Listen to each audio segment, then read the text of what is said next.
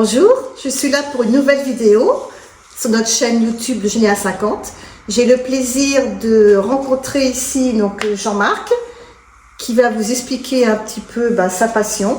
Il est d'Émévé, donc vous allez me dire mais où est Émévé? Il va vous l'expliquer. Alors déjà oui, merci à toi Christine. Émévé se situe dans l'ancien canton de Montebourg, maintenant canton de Valognes. Au sud, à égale distance entre Valognes et Montebourg, voilà, à la porte du parc des Marais du Cotentin et du Bessin précisément. Alors effectivement, je suis habitant d'Émévé depuis maintenant 30 ans, un peu plus de 30 ans, et j'ai toujours eu le goût de l'histoire, et je me suis intéressé à l'histoire d'Émévé au travers de son château. Parce qu'on a un château à Émévé récent, qui date du 19e pour l'architecture actuelle, mais qui est sur les bases d'un très vieux manoir beaucoup plus ancien, qu'évoque d'ailleurs entre nous Gilles de Gouberville, où il avait l'habitude de venir visiter, dit-on, l'une de ses cousines. Voilà, et du coup l'intérêt pour cette commune c'est aussi traduit par les relations que j'ai eues avec plusieurs habitants de la commune, dont le propriétaire actuel du château, Monsieur Brosselin, que je me plais à citer, qui a toujours été très à l'écoute de l'histoire de sa propriété, qu'il a acquise donc dans les années 1990. Et qui donc lui aussi s'est intéressé au travers de ma quête pour le chartrier du château d'Émévé, parce que donc il y avait un chartrier, un ensemble de chartres et documents. Donc s'est intéressé à l'histoire de ce château, lui aussi, par les découvertes qu'on a pu faire, des découvertes assez extraordinaires, et qui ont permis d'ailleurs ces découvertes aussi de créer une dynamique au niveau, moi j'ose le dire, au niveau des archives départementales de la Manche, qui ont de leur côté aussi acquis dans des maisons de vente à Paris des documents extrêmement intéressants comme le papier terrier du château, qui est un document exceptionnel, une copie d'un document original mais qui relate des faits et la géographie de la commune à l'époque qui sont très très intéressants. Voilà, que vous dire encore, la quête se poursuit, avec un certain succès.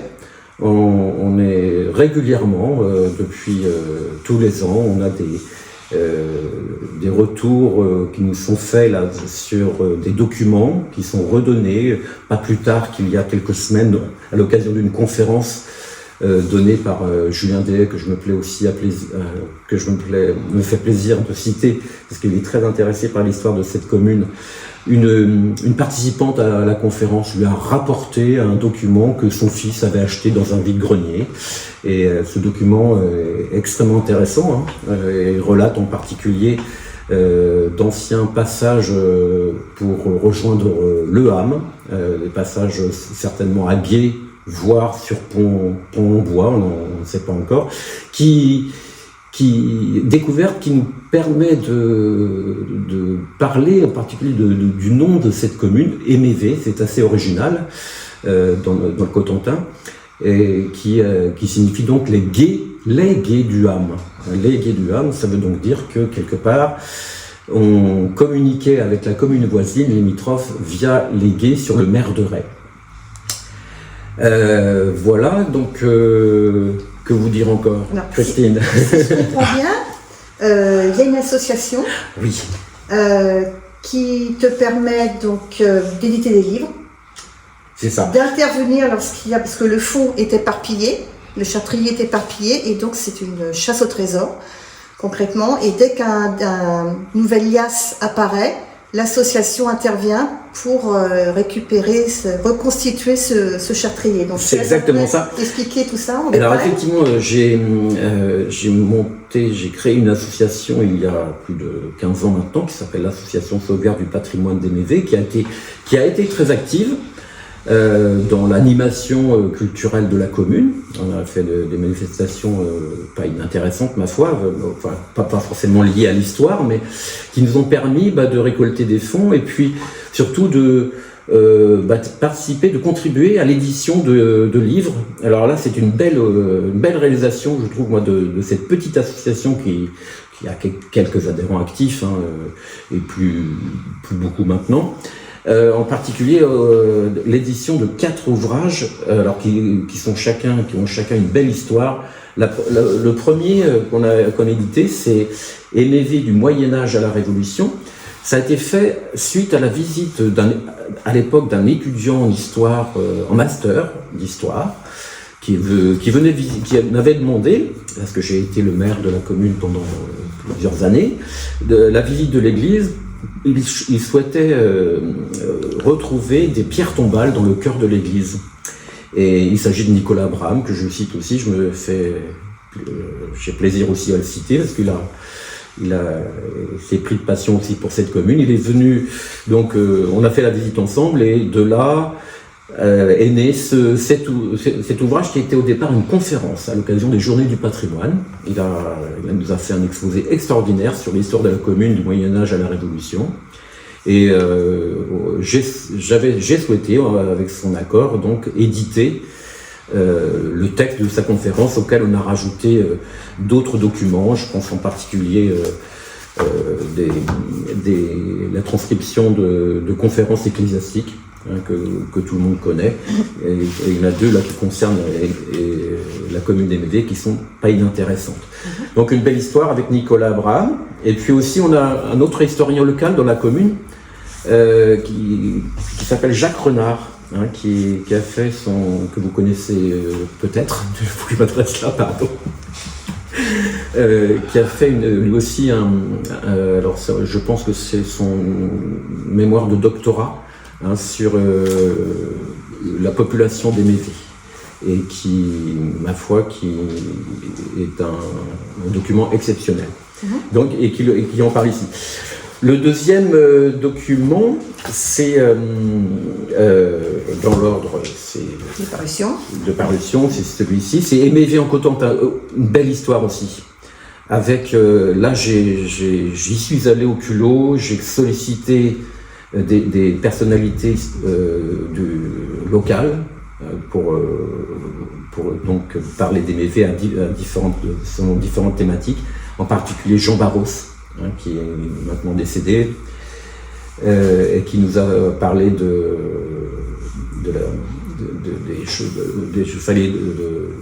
l'ordre de Valconville, et les références à Aimé-V. Laurent Paez-Rezinde, qui nous a fait aussi, parce que Aimé-V est parcouru du nord au sud, et traversé du nord au sud par une ancienne voie romaine, d'Alona à Cossedia, précisément. Et là, d'ailleurs, la couverture relate le gué qui était utilisé. Tu peux la montrer bien en face. Voilà. On vous montrera après en photo les 4 couvertures. La première couverture, le premier tome n'est plus disponible en librairie, vous pouvez le retrouver sur eBay, entre autres. Et les autres volumes dont nous parle Jean-Marc sont toujours disponibles à la vente en librairie, c'est ça? Tout à fait, la librairie d'Alona à Valogne. D'accord. Alors voilà, et j'ai pas cité le dernier contributeur, Julien Dehay, qui nous a fait aussi un magnifique article sur la période médiévale à Aimé-V, un document très intéressant, un ouvrage très intéressant. Ensuite, venu aussi, là c'est pareil, j'ai sollicité quelqu'un que j'apprécie beaucoup, qui est devenu un ami, Dominique Penneux, qui est un géologue du bâti, qui est très intéressé par tout ce qui est pierre tombale et puis gisant. Et d'ailleurs, je ne vous cache pas que ce travail a permis de restaurer ces gisants et de les réinclure là où ils étaient positionnés dans le cœur de l'église. Parce qu'à un moment de l'histoire, qu'on a du mal à préciser, ils avaient été inclus dans le portail de l'église et soumis aux intempéries. Ils étaient dans un état pitoyable. Ils ont été rénovés, ces gisants, des gisants d'enfants. C'est pas si courant. Et donc maintenant, ils figurent en bonne place et magnifiquement restaurés dans le cœur de l'église. Donc Dominique Béneux qui nous raconte cette histoire des gisants, et moi-même là qui évoque quelques trésors de l'église. Et le dernier, alors c'est aussi une belle histoire, parce que c'est moi qui en suis le principal contributeur. C'est parti là aussi d'un souci personnel parce que dans ma famille, j'ai 2 grands-oncles qui sont décédés lors de la Première Guerre mondiale. Donc j'ai eu l'occasion pendant plusieurs années là, de fréquenter l'Est de la France avec un grand bonheur. Et je me suis intéressé en particulier, le point de départ, ça a été le nom d'une jeune femme sur le monument aux morts de notre commune. Marie-Amélie de la Motango de Flers, infirmière de la Croix-Rouge, qui est donc décédée en service à l'hôpital d'une méningite, et qui est donc à son nom inscrit sur notre monument aux morts. À côté d'elle, il y a 17, alors comme dans beaucoup de communes de la Manche et de France, il y a énormément de poilus, d'habitants de nos communes qui ne sont pas revenus. Et là, 17 autres habitants de la commune ne sont pas revenus. Et j'ai voulu retracer la vie, la biographie de ces habitants d'Émévé qui sont partis dans l'Est de la France, certains en Belgique. On m'intéresse. Alors, ce livre, j'en suis très fier, mais ça a été le début d'une histoire, parce que à la suite de la parution, j'ai réussi, on m'a envoyé des lecteurs, donc du coup, des documents qui m'ont permis de retrouver des tombes de soldats cités, et en particulier, l'un d'entre eux est dans le cimetière municipal d'Alger, en Algérie, parce qu'il était pilote d'un hydravion, originaire d'Émévé, donc du coup, et donc on m'a envoyé sa photo, la photo de sa pierre tombale dans le cimetière d'Alger. Donc vous voyez, à partir d'une publication, arrive là comme ça tout plein de documents extrêmement intéressants. Alors, je crois que je les ai tous cités, les livres. Et effectivement, 3 d'entre eux sont toujours disponibles à la librairie d'Alona à Valognes. D'accord. Voilà, donc une belle réalisation pour une petite association comme cela. Et on a en projet un 5e tome. Dès qu'on a la matière, et il devra traiter d'un événement douloureux du débarquement, où s'est déroulé donc au matin du 6 juin 1944 un massacre de soldats américains qu'on honore depuis très longtemps maintenant dans la commune, aux alentours de chaque 6 juin de chaque année. Et donc cet événement très, très fort, au travers des recherches que j'ai pu faire, nous permettra de découvrir aussi la vie pendant l'occupation à Émévé. D'accord. As-tu une date à peu près de... Je ne voudrais pas donner de date. D'accord, bon. Ok. La matière est là, maintenant il faut y passer le temps. D'accord. Et donc l'association intervient pour le Chartrier. Alors, effectivement, l'association a été très dynamique au niveau des manifestations qu'elle organisait, concert de chorale, concert de l'orchestre régional de Basse-Normandie qui est venu à 2 ou 3 reprises, conférences diverses. Et là maintenant, son activité est vraiment perdure au travers de la quête pour le Chartrier, qui est avec un certain succès. J'évoquais déjà tout à l'heure que des documents remontent régulièrement au niveau anecdotique. Là, on nous a remis des plaques photographiques il y a quelques semaines de cela, qui avaient été déposées anonymement dans la boîte aux lettres de la mairie de Valognes, et des photos qui nous permettent d'avoir une vision de ce qu'était la vie au château au début du XXe, avec les fermiers dans la ferme du château, avec les châtelains au cours d'une partie de tennis, avec la châtelaine en carriole qui donc allait faire sa promenade. Enfin, voilà, donc des documents qui remontent régulièrement. La quête se poursuit en fréquentant tout ce qui est brocante et vide-grenier, qui sont devenus pour moi une passion, je ne vous cache pas. Mon épouse m'accompagne pour d'autres objets. Moi, je passe mon temps à voir les vieux documents qui peuvent émerger de sacs ou de caisses dans les arrières de voitures. Ça marche parfois, avec effectivement des belles découvertes. Là, je reviens sur ces documents. Et sur un vide-grenier, il y a quelques années, à Négreville, pour être très précis, sur un étal, je vois des jolis documents magnifiquement valorisés, et qui, pour me pencher un peu dessus, évoquaient tous des familles ou le château des Mévées. Donc là, c'est une belle découverte aussi. L'association a pu racheter aux vendeurs qui avaient récupéré ces pièces un petit peu, comment on va dire, de manière fortuite, dans le sens où les propriétaires lui avaient remis ces documents, et il avait lui fait le choix de les revendre pour quelques euros, mis en valeur de cette façon-là, sous cadre. Donc on a pu tout lui racheter, mais c'était l'objet de quand même de quelques années de négociations. Je ne l'ai pas lâché, parce qu'il voyageait entre l'Angleterre, la Turquie et ses propriétés dans le Cotentin. Je ne l'ai pas lâché, et au bout du compte, il a réussi à nous revendre tout ce qu'il avait acquis.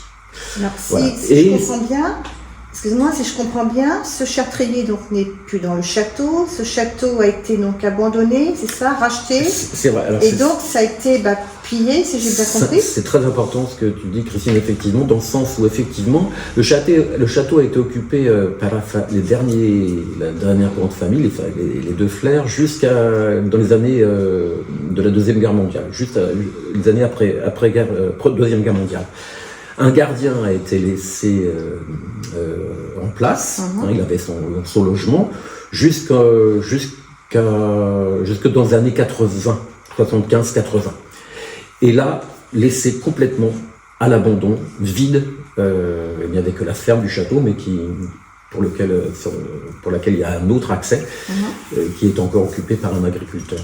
Et du coup, ce château à tout vent a été pillé de son mobilier. D'ailleurs, au travers des photos, on s'aperçoit que c'était un château magnifiquement meublé, magnifiquement meublé. Bon, là, c'est pas forcément très visible, mais du coup, vidé de son mobilier et de tout document qui pouvait avoir une certaine valeur. Je pense à des documents sur parchemin. Alors, on a réussi à en retrouver. Et alors pillé par des visiteurs du dimanche, j'ose le dire, par des habitants qui se promenaient là, puis qui n'avaient pas forcément conscience de l'importance de ces documents, mais qui y voyaient quand même un intérêt peut-être esthétique. Et du coup, le château a été racheté après, dans les années 94-95. Et là, par le propriétaire que j'évoquais tout à l'heure, Monsieur Brosselin. Et donc, le chartrier, effectivement, s'est trouvé dispersé partout, donc même à l'international, parce que vous voyez, la personne que j'évoquais tout à l'heure m'avait informé que beaucoup de documents étaient en Turquie, où il avait aussi une propriété à Istanbul, et a priori, il nous a ramenés. De ce côté-là, je lui fais confiance. Et donc, régulièrement, ça remonte. On ne retrouvera jamais tout. D'accord. Jamais. Ça, c'est évident. Mais, ma foi, cette quête dure, on prend son temps. On brosse dans le sens du poil les brocanteurs, les vendeurs sur les vides-greniers, et puis ça remonte. On se fait connaître, l'intérêt pour ce chartrier, avec ce qu'on met en avant, nous, hein, c'est qu'effectivement, tous ces documents, faut qu'ils servent à tous, faut qu'ils bénéficient à tous. Et là, moi, je me réjouis du partenariat qu'on a avec les archives départementales, hein, qui jouent très bien le jeu. Et j'évoquais tout à l'heure rapidement le fait aussi que l'intérêt de l'association pour ce chartrier a fait que les archives départementales aussi ont porté un intérêt. Et là, en particulier, moi, je suis persuadé que le papier terrier qui a été racheté donc par les archives départementales, un bon prix, hein, chez Drouot, pour ne pas le citer, à Paris. On y est un petit peu pour quelque chose, hein, ma foi, dans cette acquisition, dans ce choix d'acquisition. Voilà. Ce chartrier, il comprend des documents de quelle période? Alors, c'est très intéressant. Là, il y a eu un inventaire qui a été fait donc par un historien amateur, donc qui évoque les premiers documents évoquent la date de 1190. Donc, c'est 800 ans d'histoire. Ah oui. 800 ans d'histoire, quoi, on va dire. Ah oui, je pense que c'est un des chartriers peut-être les plus anciens de la région, parce que pour remonter aussi loin. C'est exceptionnel. Hein. Effectivement, on a des beaux documents. Et ces documents, donc si j'ai bien compris, sont numérisés. Alors tout à fait. Ils sont aux archives départementales. Consultables. Et donc consultables une grande si partie. on se déplace. Oui. Et il y a aussi ou en ligne. Voilà, c'est ça. Le papier terrier que j'évoquais est en ligne. D'accord. On peut le consulter en ligne d'une manière très, très agréable. Donc pour ceux qui connaissent les archives départementales de Saint-Lô, donc quand c'est numérisé, vous avez donc la section J, les fonds privés, et donc vous pouvez trouver le chartrier des Mévés, voilà, où vous déplacez aux archives, donc pour les consultables. Tout à fait. Voilà, écoutez. Et les documents qu'on récupère, nous, automatiquement seront remis aux archives départementales pour alimenter, pour augmenter le linéaire. Mon objectif, c'est de passer d'un linéaire, de doubler le linéaire, ça serait Vous super. êtes à combien là à peu près? Il n'était pas très important, le linéaire c'était 0,60 cm. C'est pas très important. Bon, écoutez, moi je vous souhaite vraiment beaucoup de chance pour retrouver tous ces documents qui apparaissent. C'est un plaisir. Au fil du temps. Et écoutez, je vous laisse avec Jean-Marc. Je finis cette vidéo pour vous signaler que vous allez pouvoir retrouver Jean-Marc dans la prochaine revue qui sort donc au mois de juin, la revue numéro 10. Et donc, il y a un article de Jean-Marc sur le chartrier des Mévés. Et qui raconte sa quête. Voilà. Écoutez, j'espère que cette vidéo va vous plaire. Et je vous dis à très bientôt, puisqu'il est prévu cet été de faire des vidéos sur notre chaîne YouTube. Vous verrez cela. Au revoir, à bientôt. Merci, Christine.